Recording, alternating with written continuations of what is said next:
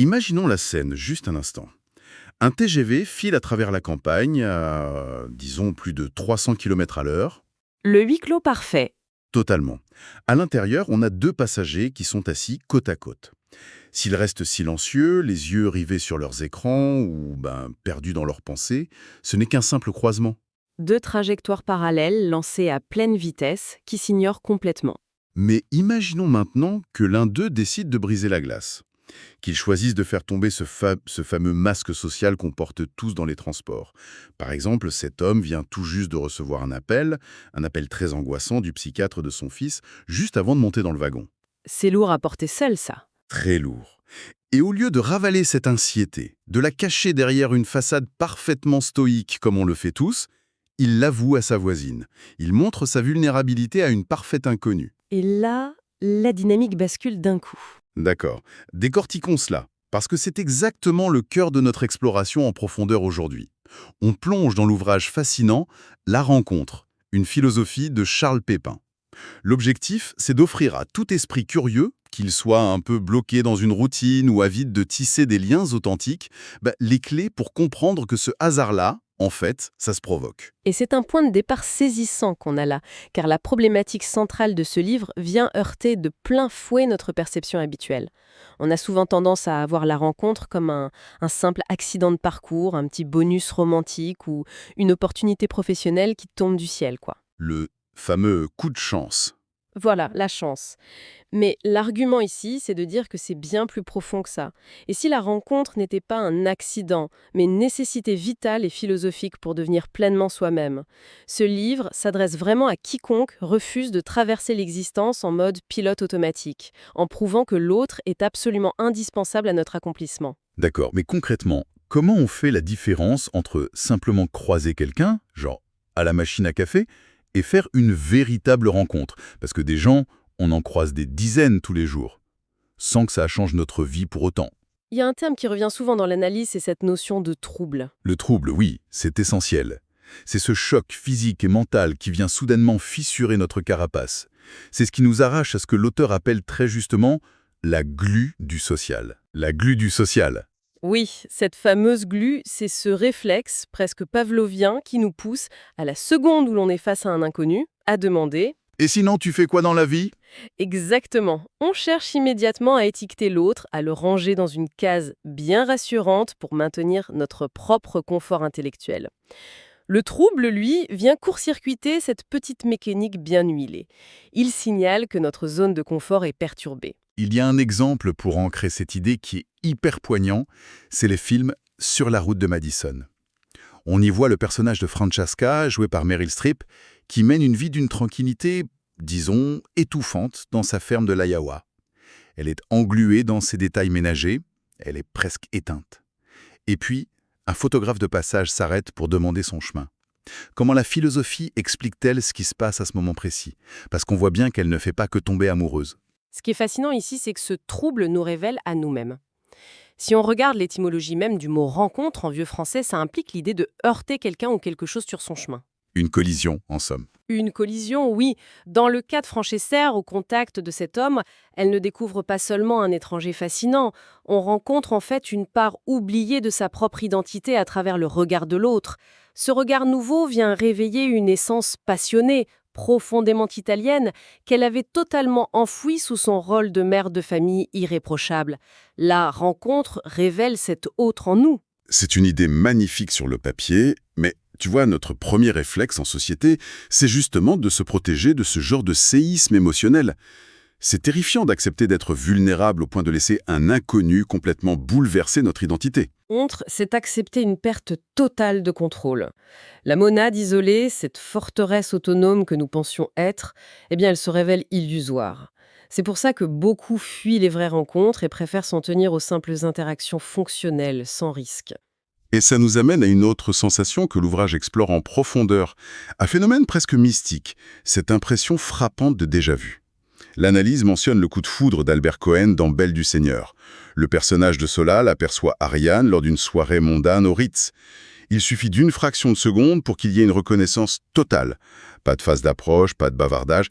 Mais rationnellement, Comment on m'explique qu'on puisse avoir le sentiment de retrouver quelqu'un qu'on n'a littéralement jamais vu? Pour donner du sens à ce vertige, on peut lier cela à Platon, et plus particulièrement à sa théorie de la réminiscence développée dans le Ménon. Attends, Platon parlait de rencontres amoureuses? Pas de rencontre amoureuse au sens où on l'entend aujourd'hui, non. Il s'intéressait à l'énigme de la connaissance. Il avançait l'idée que notre âme, avant de s'incarner, appartenait au monde des idées éternelles. Donc, selon cette théorie, apprendre quelque chose de vrai, ce n'est jamais une découverte totale, c'est un souvenir, une réminiscence. D'accord, je vois où ça mène. Transposé à la rencontre humaine, rencontrer une idée ou une personne, c'est parfois renouer avec une évidence. C'est avoir l'impression de retrouver son propre destin.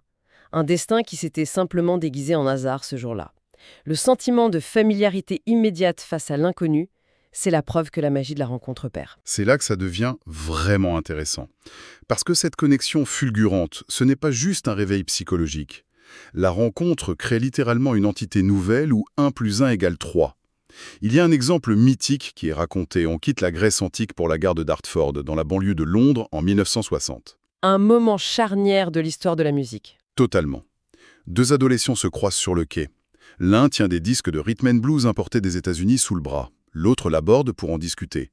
Ce sont Mick Jagger et Keith Richards. Ils discutent, commencent à jouer ensemble, et l'alchimie donne naissance aux Rolling Stones. Et cette union créa une force qui dépasse de loin l'addition de leurs 2 talents isolés. Ce n'est pas une simple collaboration. C'est ce que le philosophe Alain Badiou théorise sous le concept du point de vue du deux. Est-ce qu'on peut vulgariser un peu ce concept de Badiou pour être sûr de bien saisir? Bien sûr, avant une vraie rencontre, on perçoit le monde depuis son propre centre. C'est le point de vue de l'un. On filtre toute la réalité à travers ses propres préjugés, son histoire, ses peurs. Mais la vraie rencontre permet d'assister à la naissance d'un monde décentré. On voit à travers les yeux de l'autre. Exactement. Ou plutôt, on expérimente la réalité à travers l'espace créatif qui s'est formé entre les deux. Les Rolling Stones, ce n'est ni Mick Jagger, ni Keith Richards. C'est une 3e entité qui possède sa propre vie.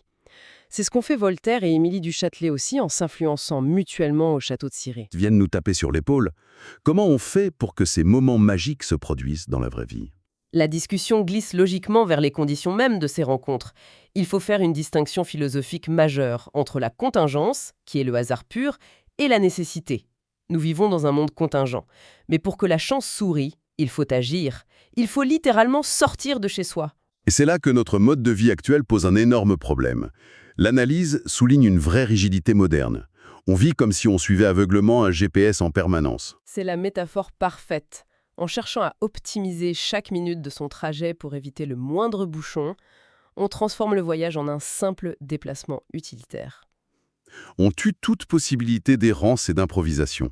Si on refuse la moindre déviation, on ne croisera jamais le regard de la personne qui pourrait changer notre existence. Le contrôle absolu est l'ennemi de la rencontre.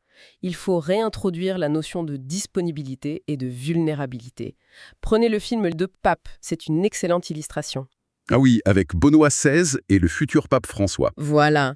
Tant que ces 2 figures d'autorité restent figées dans leur posture institutionnelle, derrière leurs dogmes respectifs, aucune rencontre réelle n'est possible. Ce n'est qu'un affrontement stérile. Ce n'est que lorsqu'ils font tomber leur masque, qu'ils avouent leur faiblesse, rient ensemble et partagent un repas très simple, une pizza je crois, que le véritable lien se tisse.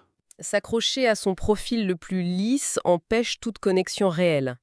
La vulnérabilité est le point d'entrée de l'autre. Alors, qu'est-ce que tout cela signifie concrètement? On a parlé d'art, de musique, de pape, mais pour des relations amoureuses, amicales ou même professionnelles au quotidien.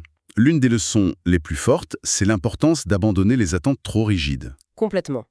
Le meilleur exemple, ce sont les applications de rencontres aujourd'hui. Oui, on a cette mentalité de la liste de critères stricts. On filtre par âge, profession, taille, comme si on faisait ses courses. Et en cherchant à tout contrôler, on ferme les portes de l'inattendu. On élimine d'emblée la personne qui aurait pu provoquer ce trouble fondamental. Pour contre cela, il y a un conseil très pratique tiré du concept de Simone Weil, l'attention sans objet. L'attention sans objet, c'est-à-dire? C'est l'idée d'être présent au monde et aux conversations sans chercher un résultat précis. L'attention sans objet, c'est écouter véritablement l'autre sans préparer sa propre réponse à l'avance pendant qu'il parle. C'est l'accueillir inconditionnellement. Sur le plan pratique, c'est énorme. L'auditoire retiendra qu'afficher ses propres doutes pendant une discussion n'est pas une faiblesse. Au contraire, c'est une invitation à l'empathie. C'est un cadeau qu'on fait à l'autre qui lui permet, par réciprocité, d'enlever sa propre armure. C'est en osant l'imprévu, en acceptant d'être déstabilisé, qu'on donne une chance aux rencontres transformatrices. Absolument. Et pour conclure cette réflexion, on peut résumer l'esprit philosophique du livre de manière très claire. L'être humain est, par nature, incomplet. Le mythe de l'individu totalement indépendant, c'est une illusion complète. C'est ça. Qu'on lise cette idée à travers le prisme d'Aristote, pour qui l'homme est un animal politique, de Sartre, avec son existence qui précède l'essence, ou même de Freud, la conclusion reste toujours identique. Nous avons un besoin existentiel d'une altérité pour exister véritablement. Les rencontres sont le carburant indispensable de notre propre évolution. Ce livre est d'une richesse incroyable. On n'a fait qu'effleurer le sujet, mais il regorge de dizaines d'exemples fascinants, issus de la littérature, du cinéma, de la psychanalyse. C'est une véritable bouffée d'oxygène pour quiconque souhaite réenchanter son rapport aux autres, surtout dans un monde hyper connecté, mais parfois très solitaire. Pour laisser la réflexion ouverte, si nous connections tout cela à une vision plus globale, et si cette sensation de vide, que l'on ressent parfois, ce manque indéfinissable, n'était pas un défaut à corriger à tout prix? Une sorte de faille dans le système qu'on essaierait de combler. Non, justement. Et si ce vide était très exactement l'espace prévu pour y accueillir la vision du monde d'un parfait inconnu que l'on n'a pas encore croisé? Quelle perspective vertigineuse. On laisse chacun méditer là-dessus lors de son prochain voyage en train, sans doute avec un regard différent sur ses voisins. Un immense merci d'avoir éclairé cette philosophie avec nous aujourd'hui, et on clôture ainsi cette riche plongée analytique.